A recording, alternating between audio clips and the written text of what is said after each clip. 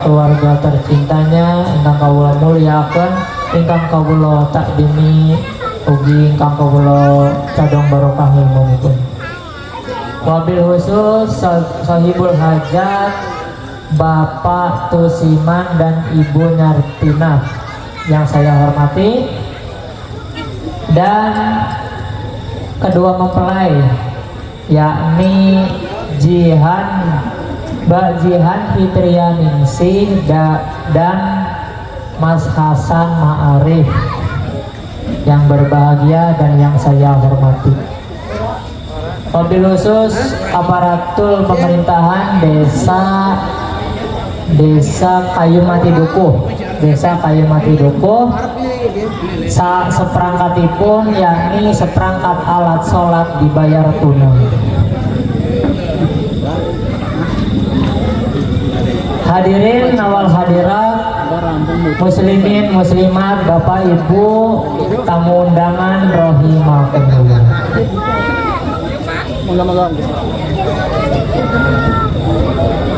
Pertama-tama marilah kita panjatkan rasa syukur kita kehadirat Allah Subhanahu wa ta'ala, ikroran biqaulina alhamdulillahirabbil alamin. Wabil khusus untuk mendoakan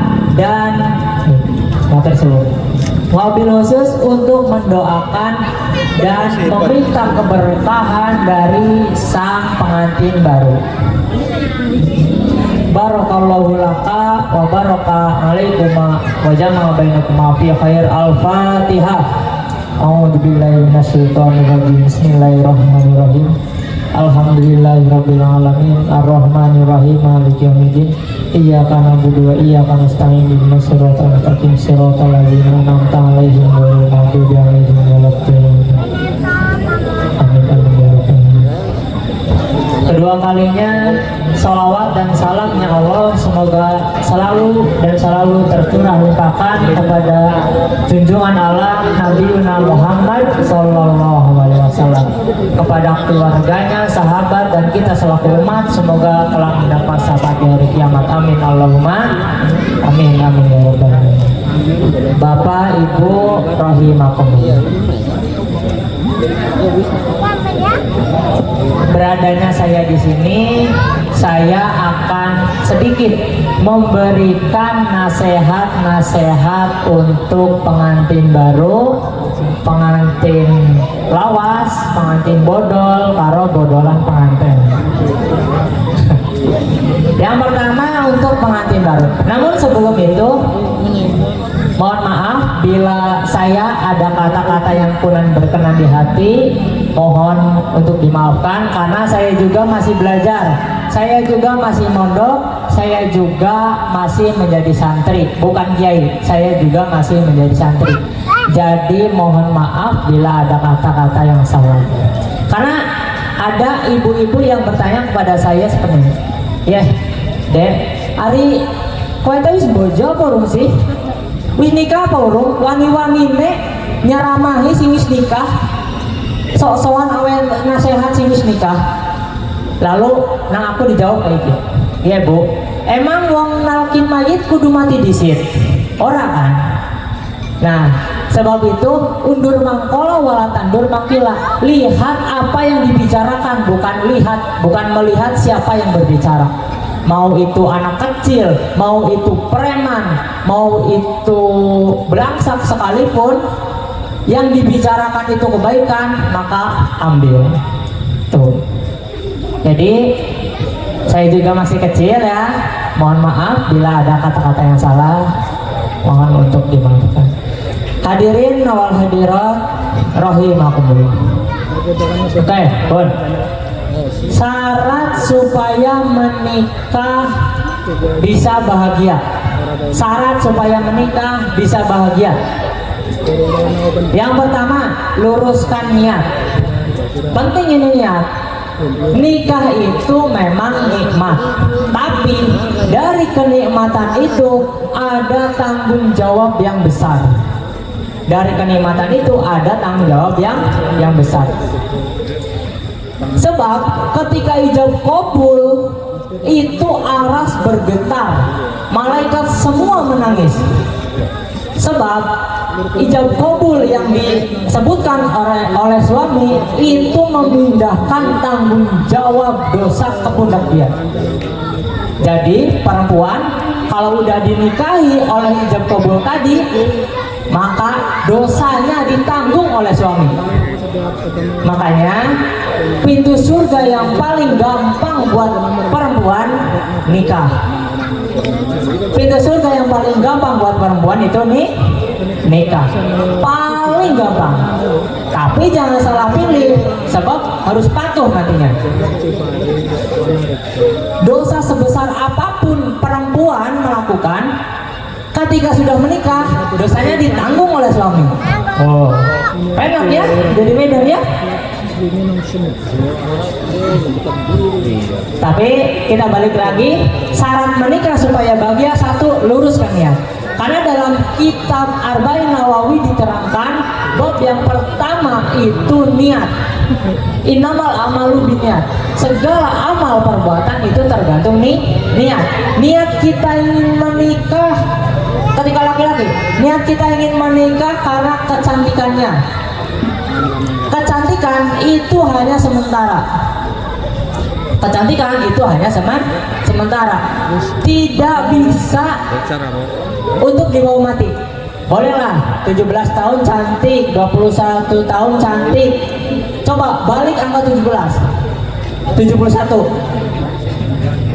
masih nggak cantik, nggak bakalan mungkin. Sebab ketika sudah tua mau pakai make up apapun, tetap mukanya akan tuh tua. Tuh, Bapak Ibu yang dirahmati Allah. Jadi ketika menikah niatnya hanya untuk kecantikan, itu hanya sementara. Maka Nabi katakan, nikahilah perempuan karena 4 hal. Tungkahul mar'ah li arba'in, karena 4 hal. 1, li jamaliha, karena kecantikannya. Oh, penting ini cantik. Karena 24 jam di depan kita. Mau bangun, dia lagi. Mau tidur, ada lagi dia. Mau makan, dia lagi. Mau kerja, pulang kerja, ada lagi dia. Jadi kalau tidak cantik, ya cepat bosan kita. Tapi itu tidak bisa menjadi prioritas, karena itu sementara. Bolehlah cantik di Instagram, cantik di Facebook, cantik di sosial media, pas ketemu mukanya hancur. Masya Allah, karena ada kamera 360 efek Instagram tuh. Masya Allah. Kedua, li nasabiha, karena keturunannya. Penting ini keturunan, tapi tidak bisa menjadi prioritas.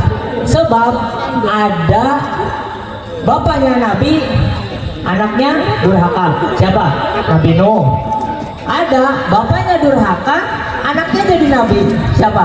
Nabi Ibrahim. Tuh, keturunan tidak boleh menjadi prioritas. Terus yang ketiga, liha, karena kekayaannya. Penting ini kekayaan, tapi tidak bisa menjadi prioritas, sebab harta itu bisa sirna. Orang Jawa pernah mengatakan, dunya iso sirno, rogo iso tuwo, derajat pangkat iso minggat. Jadi harta sebanyak apapun itu hanya sementara. Bapak Ibu yang dirahmati Allah, ketika seorang lelaki kau mencari perempuan yang sugih, wedon sing sugih, jangan sampai harga diri seorang laki-laki itu tunduk kepada perempuan. Ini jangan sampai. Jangan sampai menggantungkan harga diri seorang laki-laki kepada perempuan. Dikarenakan perempuannya sugih, laki-lakinya tunduk. Jangan sampai. Ari jalo kawamu nang ala nisa. Laki-laki itu pemimpinnya perempuan. Wah, pemimpinnya perempuan. Jadi arane wong lanang ya, kue nyambut gawe kerja itu suatu kehormatan, suatu wibawa, suatu karisma. Itu mencari maisha. Apa itu maisha? Yang kerja, yang ibadah. Bapak Ibu yang dirahmati Allah, kepala rumah tangga wibawanya, karismanya itu harus lebih tinggi daripada perempuan. Ya ternyata cara bocah santri pengen nuli wedon ayu, lanangnya orang gelem menggawe. Pengen duwe wedon sugih, lanangnya malas-malesan. Cara santri diarani jununun, fununun, wong edan berwarna-warna. Pengen ngalim, orang gelem ngaji. Jununun, wong edan. Pengen pinter, orang gelem sekolah. Jununun, fununun, edan. Tuh. Pengen sukses, orang gelem nggawe. Jununun, fununun, edan. Wong lanang kepala rumah tangga plompong ngenteni bantuan kang pemerintah. Plompong kedadar, kedodor, lembarak, lemburu kayak peterusan telas. Jununun, fununun, edan. Mulanya dari wong lanang, gue kudu cemekel nyambut gawe. Kudu bisa berwibawa, harus bisa berkarisma. Tuh, karena harga diri seorang laki-laki itu di atas perempuan. Bapak Ibu yang dirahmati Allah, mulane wong lanang nyambut gawe kerja itu adalah suatu kehormatan, suatu wibawa, suatu karisma. Karena ketika seorang laki-laki hanya menikah sebab sugih wong wedon, dikala berumah tangga terbentur suatu masalah, pasti wong wedone ngomongnya ala plus nyekit mesti we. Sing lanang ora tau nggawe, sing wedone sugih. Dikala wong lanangnya malas-malesan, wong wedon langsung nyotang, Mas, jadi bojoku rasa kakek pola lah ya. Kemutan biyen bojo karo aku kan kur modal kolor-kolor tok. Masya Allah, Allah kak hari jajal wong lanang dibegitukan oleh wong wedon. Nyakit apa ora? Langsung apa botan? Jelas langsung dijawab yang bapak kayak, oh modal kolor-kolor tok, tapi kan ada isine. Akhirnya perang dina-dina. Tuh.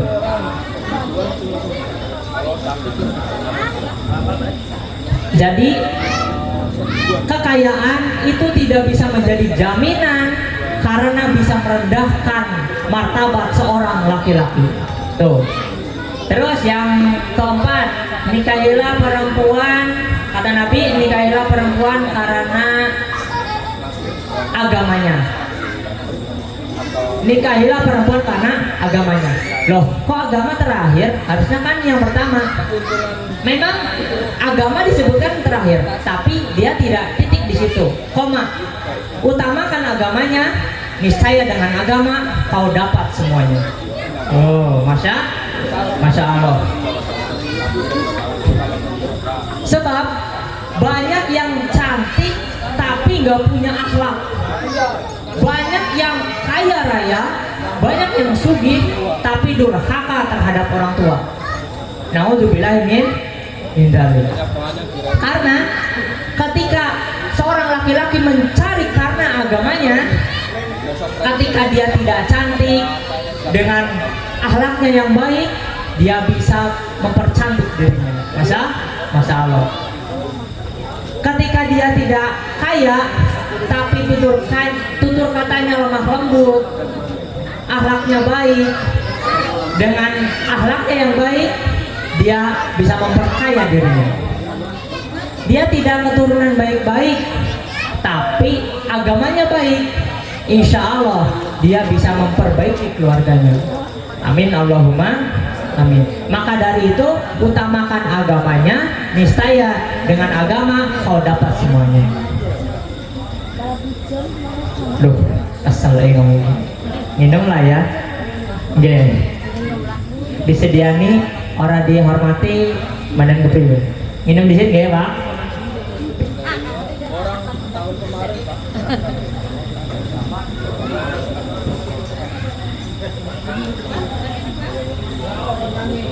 Lumayan apresiasi kata tadi.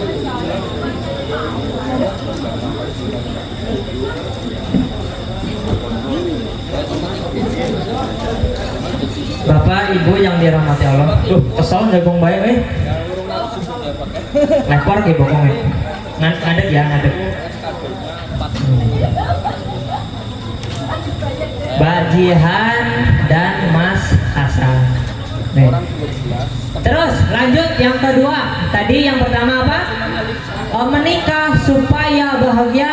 Satu, luruskan ya. Yang kedua, birrul walidain, muliakan orang tua. Penting ini. Muliakan orang tua penting.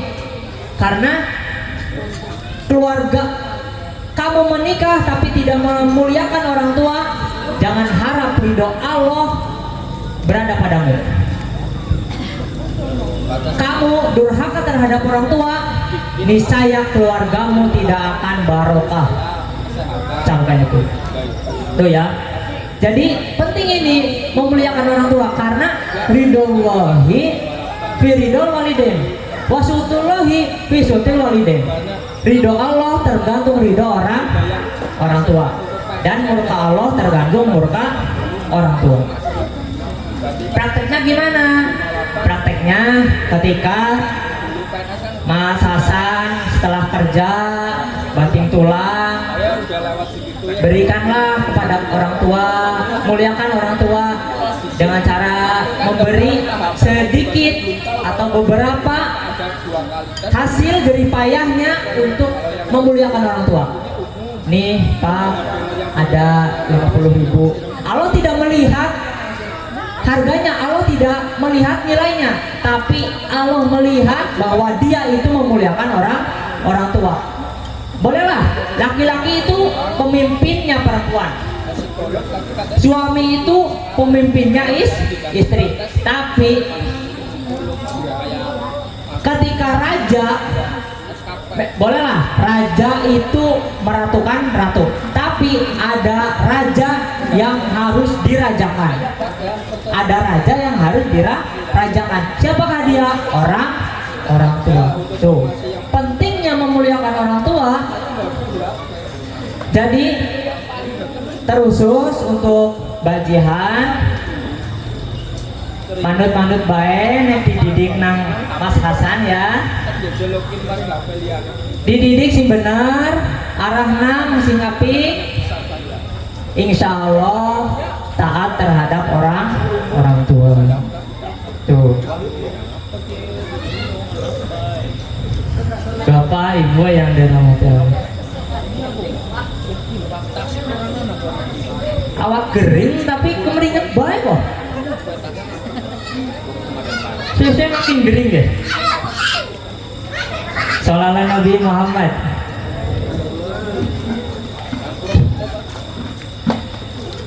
Kenapa ketika seorang istri harus memuliakan suami? Karena dikisahkan ada sahabat Nabi yang beliau ini berpesan kepada istrinya, Mbak, jangan ngendi ngenteni aku balik, aku harus perang di sini. Akhirnya suami itu perang, dan ada kabar dari tetangganya bahwa ibunya itu sedang sakit. Ada kabar dari tetangganya bahwa ibunya itu sedang sakit. Oke, mbak kayak tiliki ke, mamaku lagi meriang, mom, bojo kurung eneh, kurung balik, lagi jihad, aku kan aja ngendi, lu ngapain? Meriang, akhirnya sakaratul maut, datang lagi tetangganya, ayo sakaratul maut, bapak, ya no, ibumu, tiliki ngana, mom, bojo kurung balik. Akhirnya ketika meninggal datang tetangganya lagi. Kayak ibumu wis ninggal. Tiliki ngana? Bojo kurung balik esi perang kok ngenteni bojoku. Akhirnya tetangga itu mengadukan kepada Kanjeng Nabi. Kanjeng Nabi, ada ya seorang istri ketika orang ibunya sakit dia tidak datang. Ketika ibunya sakaratul maut, dia tidak datang. Dan ketika ibunya mati pun, meninggal pun, mati ya. Terjaret pipi kawan. Ketika ibunya meninggal pun, dia tidak datang. Lalu Nabi menjawab, menungsa kayak apa iki? Jadi orang taat ngomong tua. Lalu dijelaskan alasannya dia itu taat kepada suaminya sebab suaminya itu sedang perang, menunggu suaminya datang, dipesan untuk tidak kemana-mana. Apakah Nabi marah? Tidak. Nabi subhanallah, justru Nabi mengatakan maka diampunilah dosa ibu tersebut, ibu dari istri tersebut, dikarenakan taatnya seorang istri kepada suami. Karena surganya seorang istri itu di suami. Surganya suami itu di kedua orang tua, termasuk ibu. Al-jannatu tahta aqdamil ummati. Surga itu di bawah telapak kaki ibu. Aku pernah ya pengalaman pas cilik, urung pernah arti tentang hadis gue. Surga itu di bawah telapak kaki ibu. Aku langsung, mama, mengenai gerama, deleng gerak telapak kaki nana, ora tak tilikina aku. Loh, orang nana surga anane apa sih kapal? Akhirnya saya paham bahwa itu hanyalah hiasan, bahwa itu hanyalah simbolis. Ketika seorang anak taat dalam kurung patuh, itu insya Allah surga jaminannya. Amin Allahumma amin. Patuh dalam artian itu kaki, karena ketaatan yang benar-benar, insya Allah jaminannya surga. Pengen ngerti tanda-tanda kiamat? Tak pengen ngerti ya? Dalam kitab Fafiru ilallah diterangkan salah satu tandanya kiamat adalah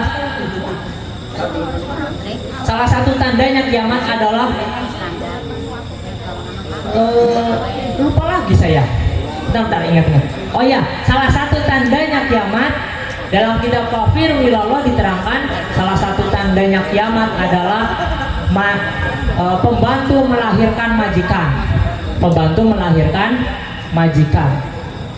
Pembantu itu kan disuruh-suruh oleh majikan, dan kata melahirkan itu orang tua dan anak.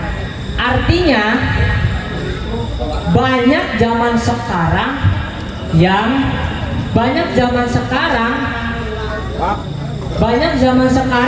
menjadikan orang tuanya itu sebagai babu. Tuh, tidak memuliakan orang tuanya.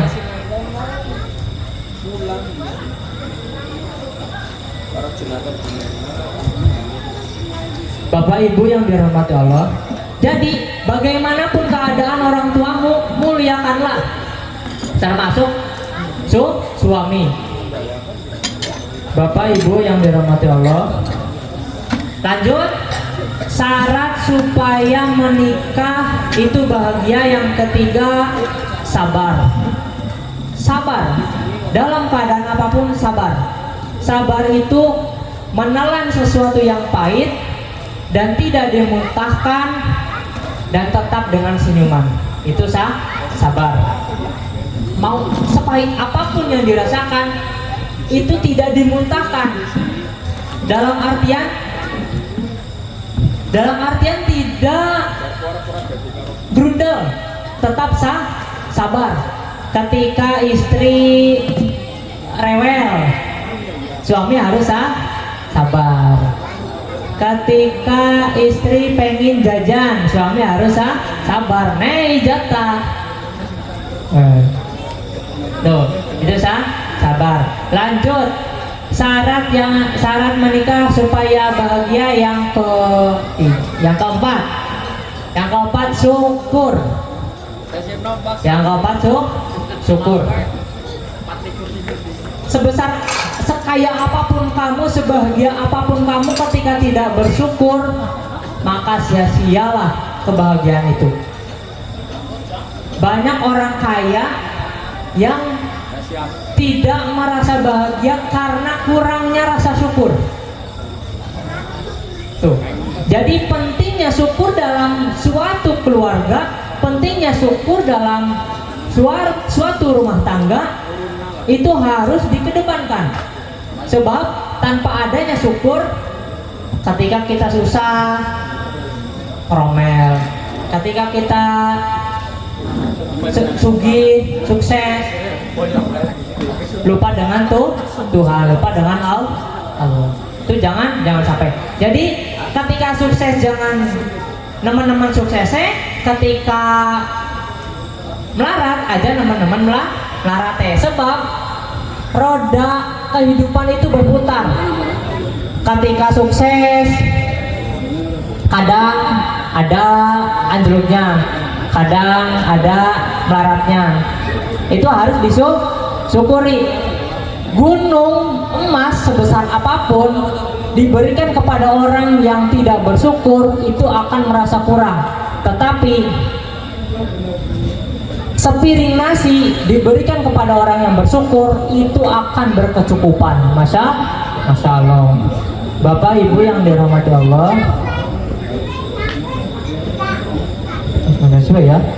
sudah ya. Pun lanjut pun. Lanjut. Bapak Ibu sing ngerokan aku sing ngeromet kita mau kesel. Minum di sini. Ngopi.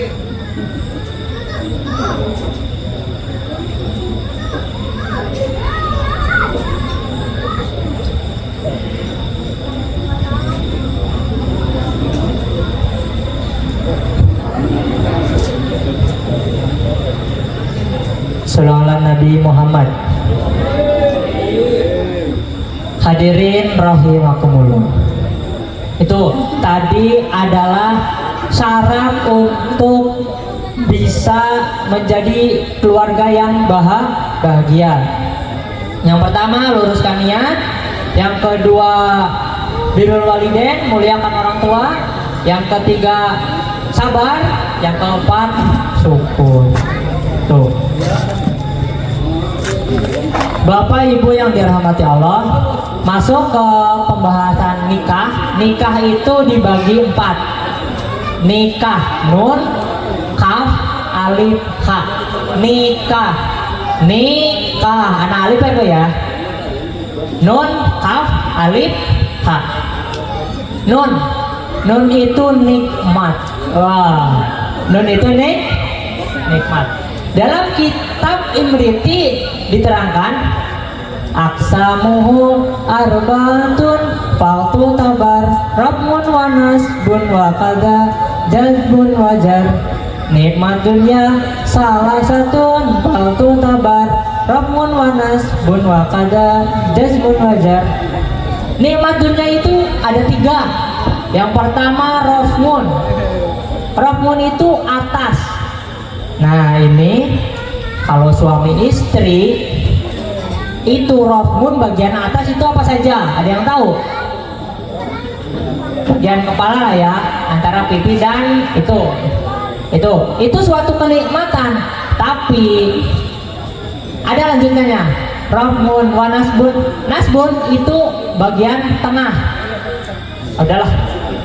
Aduh, aku teh si cilik malah bahasnya kayak gitu. Astagfirullah. Wis lanjut lah ya. Nasbun itu bagian tengah dan jer. Nah, ini itu bagian bawah. Itu suatu kenikmatan. Lanjut. Nun itu nikmat. Yang kedua kaf. Nikah. Nun kaf. Kaf itu karomah atau kemuliaan. Mulia. Pengantin baru jagung nang sopampu kiaku nang ya kursi sih nang dan atas tuh.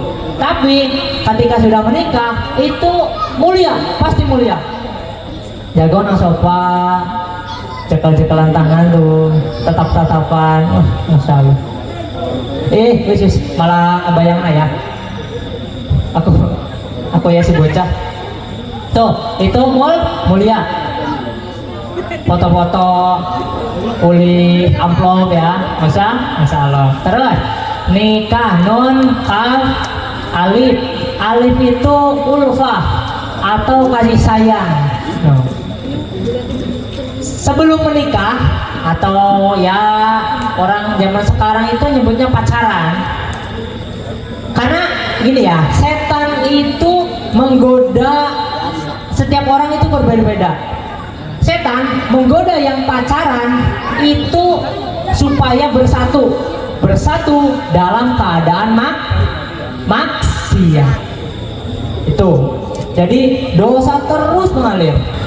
Nah, terus percepat ya. Ulfa kasih sayang. Yang terakhir hikmahnya dari menikah itu banyak saudara, terus mempererat tali silaturahmi tuh, dan memperbanyak keturunan kanjeng Nabi Muhammad SAW. Nah, itu saya ya yang dapat saya sampaikan. Karena waktu yang tidak memungkinkan, terakhir kepada Bapak Tusiman dan Ibu Nyartina sekeluarga, semoga diparingi sehat panjang umur, amin. Rezeki ingkang manfaat lan barokah, amin. Sedaya hajat dipun ijabah, amin. Terkhusus Mbak Jihan dan Mas Hasan, semoga bisa menjadi keluarga yang sakinah, mawadah, warahmah, punya anak cucu yang soleh solehah, menjadi keluarga yang ahlul ibadah, dan menjadi keluarga yang ahlul zana. Dan semoga kita semua yang hadir di sini semoga ditetapkan imane, ditetapkan islame, ditambah insane, husnul khotimah pungkasane, amin Allahumma amin. Mungkin hanya itu yang dapat saya sampaikan, kurang lebihnya saya mohon maaf yang sebesar-besarnya karena saya juga masih belajar. Kalau ada sumur di ladang, boleh kita menumpang mandi. Kalau ada umur yang panjang, boleh kita berjumpa lagi. Wallahul muwaffiq ila aqwamit thoriq. Wassalamualaikum warahmatullahi wabarakatuh.